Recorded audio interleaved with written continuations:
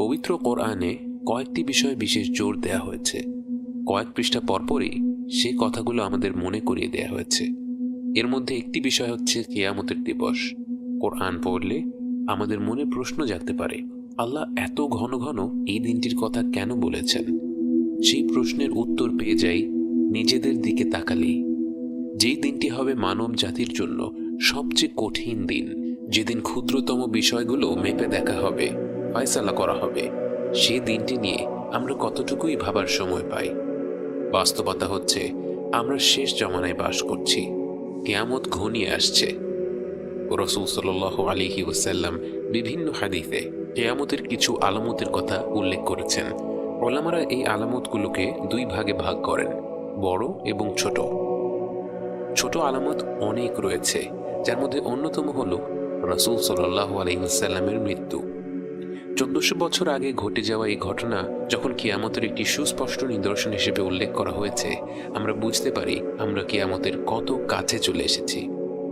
এছাড়া রাসূল সাল্লাল্লাহু আলাইহি ওয়াসাল্লাম আরও অনেকগুলো চিহ্ন উল্লেখ করেছেন, যার মধ্যে রয়েছে অভাবী বেদুইনরা উঁচু অট্টালিকা বানানোর প্রতিযোগিতা করবে, মানুষের মধ্যে পরস্পরের উপর বিশ্বাস উঠে যাবে, সুদ এমনভাবে বৃদ্ধি পাবে যে কোনো ব্যক্তি এর থেকে পুরোপুরি মুক্ত হতে পারবে না, মদ্যপান বেড়ে যাবে, জিনা বেড়ে যাবে, ভূমিকম্প বেড়ে যাবে, হত্যাকাণ্ড এমনভাবে বৃদ্ধি পাবে যে যে ব্যক্তি হত্যা করছে এবং যাকে হত্যা করা হচ্ছে দুজনের একজনও জানবে না হত্যার উদ্দেশ্যটা আসলে কি। নারীরা কাপড় পরিধান করা সত্ত্বেও বিবস্ত্র হবে, মিথ্যা সাক্ষ্য দেওয়ার প্রচলন থাকবে, জন্তু জানোয়ারেরা এবং নিষ্প্রাণ বস্তু মানুষের সাথে কথা বলবে এবং সবচেয়ে নিম্ন স্তরের লোকেরা সমাজের নেতা হয়ে যাবে। এছাড়াও কিয়ামতের আরো অনেক ছোট আলামত আমরা বিভিন্ন হাদিসে পেয়ে থাকি, কিন্তু কিয়ামতের বড় আলামতগুলো হচ্ছে 10টি। মানব জাতির জন্য কিয়ামতের সবচেয়ে ভয়ঙ্কর আলামত, এমনকি মানব ইতিহাসের সবচেয়ে কঠিন ফিতনা হবে দাজ্জাল। দাজ্জাল 40 দিন পৃথিবীতে রাজত্ব করবে। এর মধ্যে প্রথম দিনটি মনে হবে 1 বছরের সমান, দ্বিতীয় দিনটি মনে হবে 1 মাসের সমান, তৃতীয় দিনটি মনে হবে 1 সপ্তাহের সমান এবং বাকি দিনগুলো সাধারণ দিনের সমানই মনে হবে। যদিও শুনলে 40 দিন খুব বেশি সময় মনে হয় না, বাস্তবে দাজ্জাল হবে প্রতিটি মুমিনের জন্য সবচেয়ে বড় ফিতনা।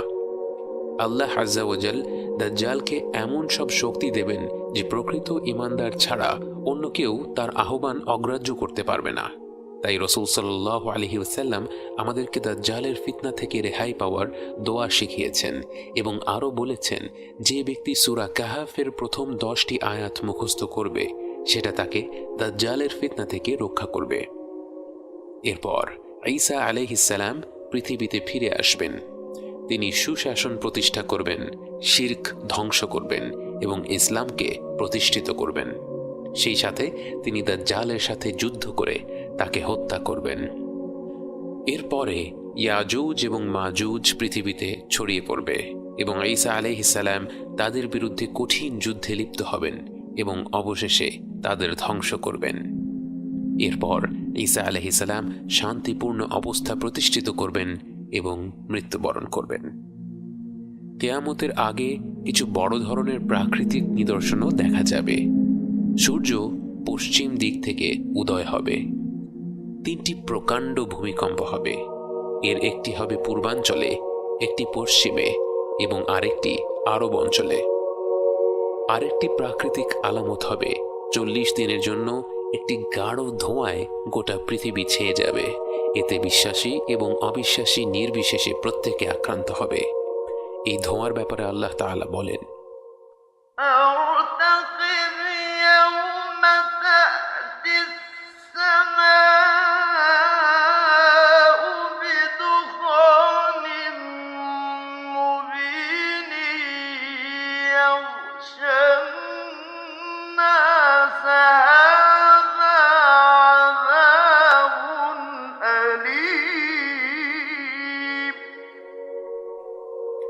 আরেকটি বড় নিদর্শন হল দাব্বাতুল আরদ বা দানবের আগমন, এবং সেই দানব মাটি থেকে উঠে আসবে। তাকে আল্লাহ কথা বলার ক্ষমতা দিবেন এবং সে মুমিন এবং অবিশ্বাসীদের চিহ্নিত করে দিবে। কিয়ামতের আগের সর্বশেষ আলামত হচ্ছে ইয়েমেন অঞ্চল থেকে এক প্রকাণ্ড আগুন শুরু হবে, যা ছড়িয়ে পড়বে পৃথিবী জুড়ে। এই আগুন পৃথিবীতে অবশিষ্ট সকল মানুষকে একটি প্রান্তরে নিয়ে আসবে। এই শেষ নিদর্শনের পর আরম্ভ হবে কিয়ামত।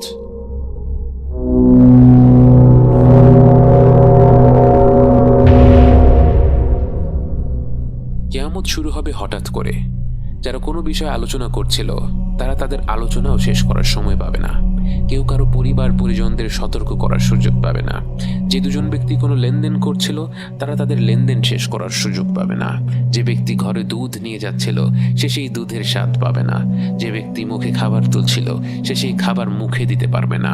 হঠাৎ করেই ইসরাফিল আলাইহিসসালামের সিংহার শব্দে আরম্ভ হয়ে যাবে কিয়ামত। এই শব্দের সাথে সাথে আসমান এবং জমিনের প্রতিটি সৃষ্টি মৃত্যুবরণ করবে, শুধু আল্লাহর নির্ধারিত কয়েকজন বান্দা ব্যতীত। গোটা আকাশমণ্ডলী বিস্ফোরিত হবে, পাহাড় পর্বত ধসে পড়বে, সমুদ্রগুলো প্রজ্বলিত হবে। আমরা মহাবিশ্ব বলতে যা বুঝি তা সম্পূর্ণরূপে পরিবর্তিত হয়ে যাবে। এরপর আল্লাহ তার 4 জন অবশিষ্ট পবিত্র ফেরেশতাকে জড়ো করবেন: জিবরাইল আলাইহিসসালাম, মিকাইল আলাইহিসসালাম, ইসরাফিল আলাইহিসসালাম এবং মালাকুল মাউত। আল্লাহ মালাকুল মাউতকে বলবেন একে একে মিকাইল আলাইহিসসালাম, ইসরাফিল আলাইহিসসালাম এবং সবশেষে জিবরাইল আলাইহিসসালামের রূহ নিয়ে নিতে। পরিশেষে আল্লাহ মালাকুল মাউতকে হুকুম করবেন মৃত্যুবরণ করার জন্যে, এবং স্বয়ং মালাকুল মাউত মৃত্যুবরণ করবে। কুল্লু মান আলাইহা ফান ওয়া ইয়াবকা ওয়াজহু রাব্বিকা যুল জালালি ওয়াল ইকরাম। এরপর আল্লাহ নিজেই নিজেকে প্রশ্ন করবেন, আজকে সব কর্তৃত্ব কার জন্য?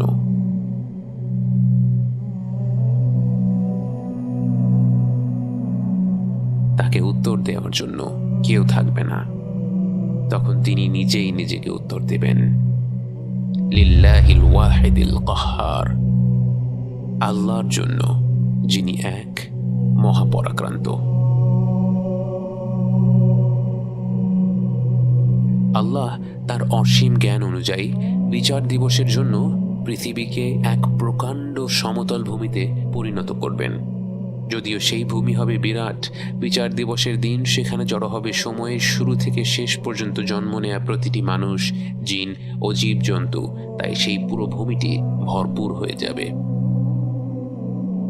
সেই সমতল ভূমিতে গেঁথে আছে হাজার হাজার বছর ধরে কবর দিয়ে আসা মরদেহগুলোর মেরুদণ্ডের একটি ক্ষুদ্র কণা। আল্লাহ সেই ভূমিতে এক বিশেষ বৃষ্টি পাঠিয়ে দেবেন। সেই বৃষ্টির পানি পেয়ে প্রাচীন সেই দেহগুলোর নিশ্চিহ্ন প্রায় অবশিষ্ট অংশ থেকে ধীরে ধীরে বেড়ে উঠবে এক নতুন দেহ। বারজাখের জীবনের ঘুমন্ত আত্মা জেগে উঠবে এই নতুন শরীরে। আবারও সিংহায় ফু দেয়া হলো, কারণ ততক্ষণে ফেরেশতাদের পুনরুজ্জীবিত করা হয়ে গেছে। আবারও এক প্রকাণ্ড শব্দে কেঁপে উঠবে নতুন এই সমতল পৃথিবী। সেই কম্পনের সাথে সাথে আপনি হাত পা ছুঁড়ে বেরিয়ে আসবেন মাটি থেকে। চোখ মুখ থেকে ধুলা মুছে আপনি চারিদিকে তাকাচ্ছেন। অনেক অনেক গভীর ঘুম থেকে উঠে সবকিছু নতুন লাগছে, সবকিছু আশ্চর্যজনক লাগছে। আপনার চারিপাশে অগণিত মানুষের ভিড়, মানুষ, জিন, পশু পাখি, ফেরেশতা, চারিদিকে ছোটাছুটি। আপনিও বাকিদের সাথে ছুটতে শুরু করেন। বুঝতে পারেন বিচার দিবস শুরু হয়ে গেছে।